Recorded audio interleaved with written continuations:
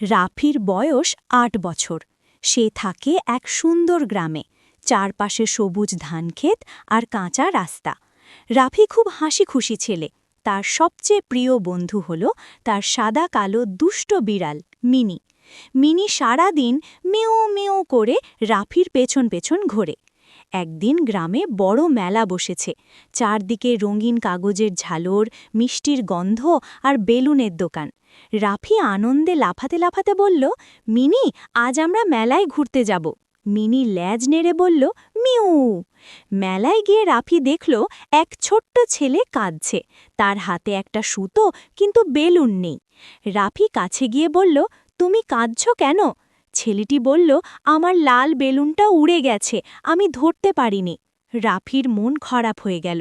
সে আকাশের দিকে তাকালো। দূরে একটা লাল বেলুন বাতাসে দুলছে, কিন্তু মনে হলো সেটা মেলার পাশের বড় আম গাছের ডালে আটকে গেছে। রাফি বলল, মিনি, চলো আমরা বেলুনটা নামাই। মিনি চোখ বড় বড় করে গাছে তাকালো। রাফি দৌড়ে আম গাছের কাছে গেল।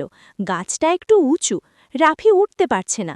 তখন মিনি ফট করে গাছে উঠে গেল। রাফি নিচ থেকে বলল, সাবধানে মিনি। মিনি ধীরে ধীরে ডালের ওপর দিয়ে এগোলো। বেলুনটা ডালের সাথে জড়িয়ে আছে।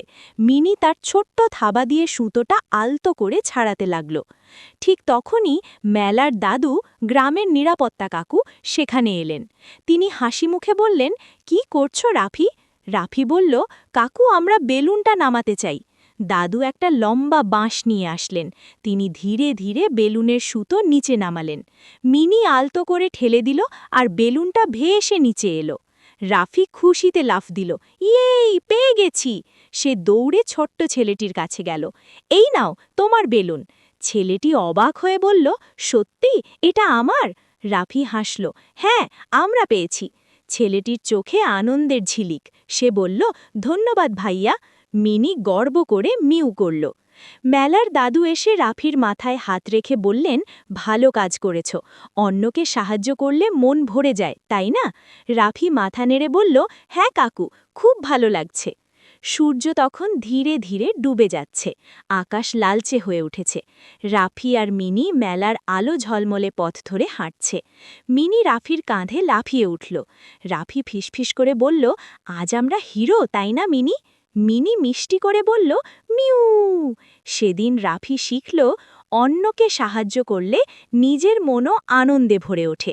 বন্ধুত্ব আর সাহায্যের হাতই পৃথিবীকে আরও সুন্দর করে তোলে।